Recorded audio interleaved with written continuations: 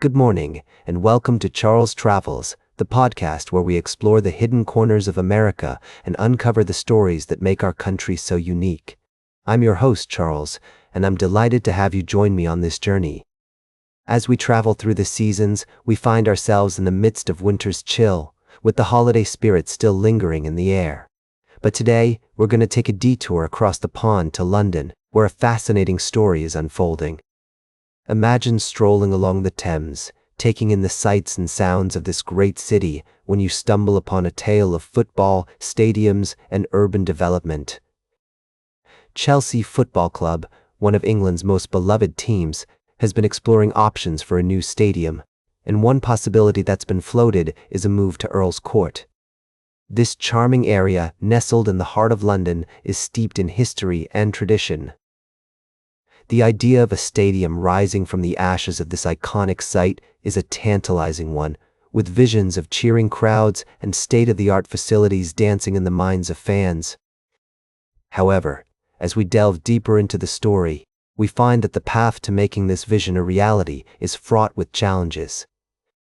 A £10 billion regeneration project, led by the Earl's Court Development Company, has already received planning approval from local authorities, with plans for a new neighborhood featuring homes, jobs, culture, and open spaces. The company's spokesperson has made it clear that there's no room for a football stadium in these plans, at least not now or in the future. As we navigate the twists and turns of this story, we're reminded of the complexities of urban development and the delicate balance between progress and preservation. It's a tale that echoes the struggles of small towns and cities across America, where growth and change often come with difficult choices. But even as the prospects for a Chelsea stadium in Earl's Court seem to be fading, the team remains committed to upgrading their current home, Stamford Bridge. This storied stadium, with its rich history and loyal fan base, is a testament to the power of tradition and community. As we conclude this segment, we're left to ponder the intersection of sports, culture, and urban planning. It's a fascinating topic that highlights the intricate web of relationships between people, places, and institutions. We'll be right back with more fascinating travel adventures on Charles Travels. Welcome back to Charles Travels, dear friends.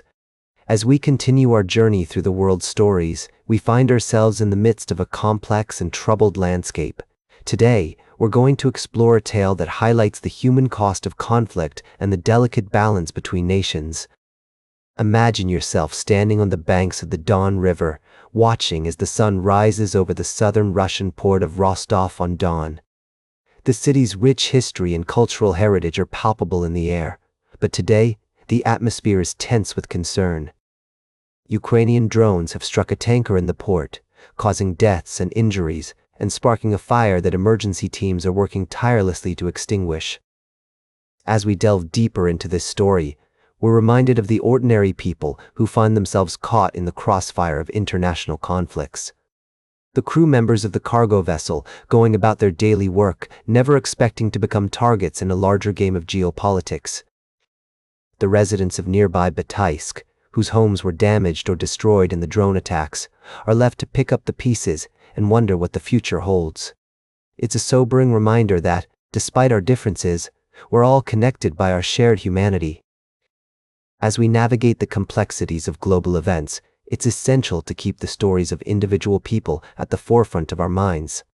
The governor of the Rostov region, Yuri Slyusar, has reported that 3 people lost their lives in these attacks, including 2 crew members of the cargo vessel. 1 person was killed, and 7 others were injured in the town of Bataisk, where 2 private homes caught fire as a result of the drone attack. As we reflect on this story, we're struck by the fragility of life and the importance of finding peaceful solutions to conflicts. The threats and accusations exchanged between nations only serve to heighten tensions, leaving ordinary people to bear the brunt of the consequences. It's a tale that underscores the need for empathy, understanding, and diplomacy in our increasingly interconnected world. As we take a moment to absorb the weight of this story, let's remember the power of individual stories to shape our perspectives and inspire us towards greater compassion. Welcome back to Charles Travels. As we close out today's journey, I want to take you to a place that's been at the forefront of international news lately: Syria. The recent deadly attack by ISIS has not only claimed the lives of 3 Americans, but also raised questions about the Trump administration's policy in the region and its ability to retaliate against such acts of terrorism. Imagine yourself standing in the midst of the bustling streets of Damascus, feeling the weight of history and culture that surrounds you. Yet, amidst this rich heritage, there's an undercurrent of tension and uncertainty. The attack, carried out by a lone Islamic State group gunman who infiltrated local security forces, has sent shockwaves through the fragile peace that exists in Syria. As we delve into this story, we're reminded of the complexities of international relations and the delicate balance of power in the Middle East. The nascent relationship between the United States and Damascus is being tested, and the world watches with bated breath to see how President Trump will respond to this challenge. Will it be a show of force, or will diplomacy take center stage? In the midst of this geopolitical turmoil, let's not forget the human cost of such conflicts. The families of the 3 Americans who lost their lives are grieving, and their stories serve as a poignant reminder of the sacrifices made by those who serve their country in distant lands. As we reflect on this story, we're struck by the resilience of the Syrian people, who have endured years of conflict and yet continue to hold on to hope. Their traditions, customs, and ways of life are a testament to the human spirit's ability to persevere in the face of adversity. In closing, let's remember that even in the most troubled of times, there's always a glimmer of light. It's the stories of ordinary people doing extraordinary things, of courage in the face of fear, and of hope in the darkest of hours that inspire us to keep moving forward. That's all for today's Charles Travels. Remember to like, share, and subscribe, and until next time, keep on traveling.